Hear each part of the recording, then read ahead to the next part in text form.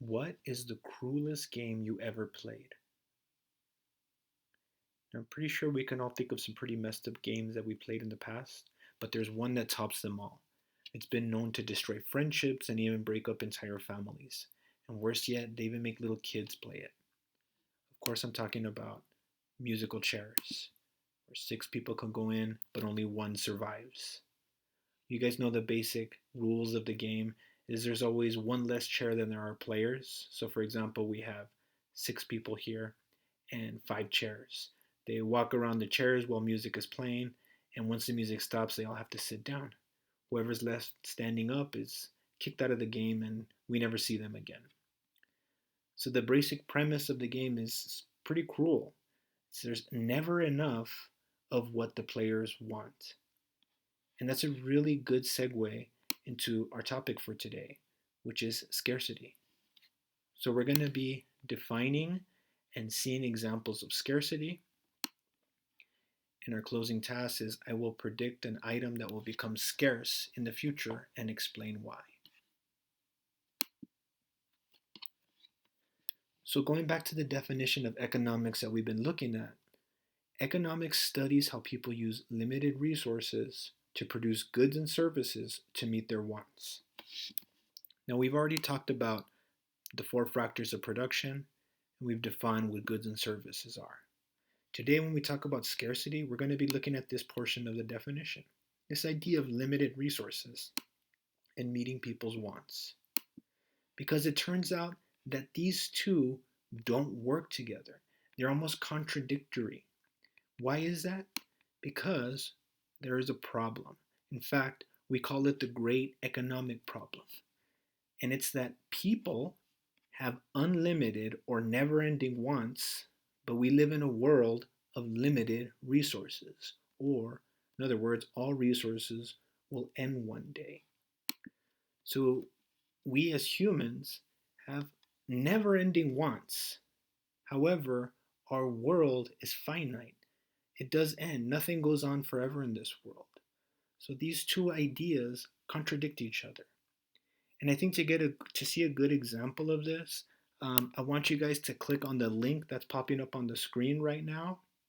It's from a movie Apocalypto, and it tells the story of the dilemma of man. And the video should look something like this. Okay? I want you to pause this video, open up that video, and watch it. It's a really great story.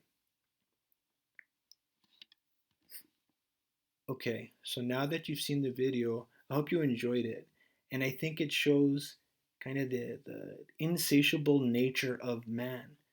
Man is never satisfied with what he or she has. We always want more. But we live in a world that can't keep giving us more and more. Eventually, things run out. And that's why we call this the great economic problem. Because we're trying to meet our wants, but these wants are never ending. And we live in a world of limited resources, resources that do end. So this poses a problem. And we call that problem scarcity. So scarcity is when people want more goods or services than there are resources to produce those goods and services. I have some examples right here. And of course, we're all very familiar with this first one on the left. When you were a kid, there was never enough toys for all the kids that were playing, right? You always get one kid that wants a toy, but someone else is playing with it. They begin in a big fight. Well, that's the idea of scarcity. There's not enough toys for the kids that are there. The same thing is going on with the whole toilet paper situation during this pandemic. Is there simply not enough toilet paper for all the people that want it, right? There's limited resources, limited goods for all the people that want those goods.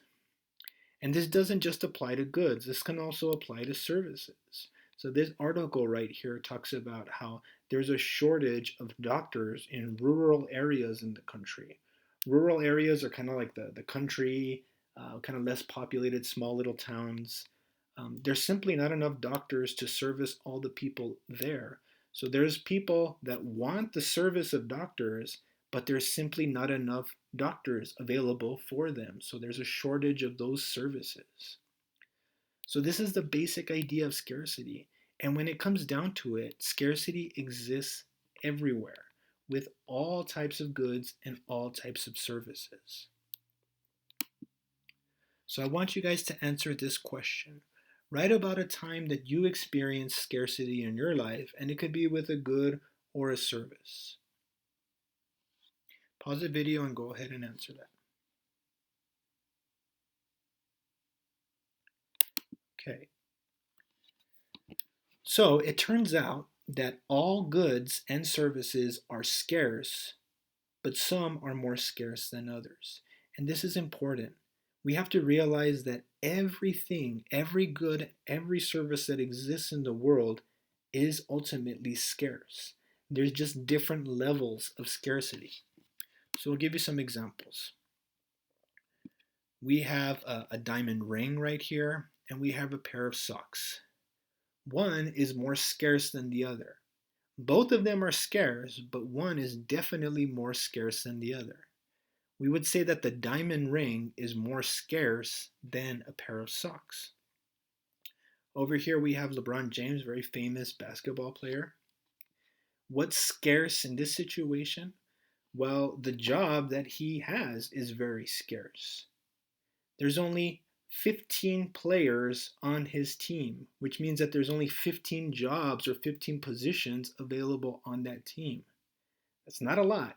So it's a very small job service that's available. So we say that that service is scarce. There's not a lot of people that do what he does. So how do we determine how scarce an object or a good or service is? Well, the scarcity of a good or service depends on how many people want it versus how many people have it. And this is pretty straightforward. Many people want it, but few have it, which means that that's a high scarcity good or service. For example, this diamond ring right here. I'm sure there will be a ton of people that will want a diamond ring, but when it comes down to it, a lot of people do not have a diamond ring, especially one this big. And the same thing goes with LeBron James' job. A lot of people would love to be a professional basketball player, but only a very few people are actually doing that. His job is considered very scarce because there's simply not a lot of people doing it, even though there's millions, I'm sure, of high school basketball players that would love to have his job. Another way to determine scarcity is, of course, by price. Price of a good or service indicates the level of scarcity. Once again, pretty straightforward. If something is high priced, that means it's highly scarce. A diamond ring is going to be way more expensive than a pair of socks because a diamond ring is much more scarce or harder to come by than a pair of socks. And kind of going back to LeBron James over here, he gets paid millions of dollars. Why does he get paid so much? Because his job, the service he provides, is so scarce. It's so difficult to provide that service at his level. So these are ways to determine whether items are scarce or not. So another question I want you to answer is, which good or service is very scarce in your community right now? And then I want you to identify why you think it's scarce. Pause the video and go ahead and do that.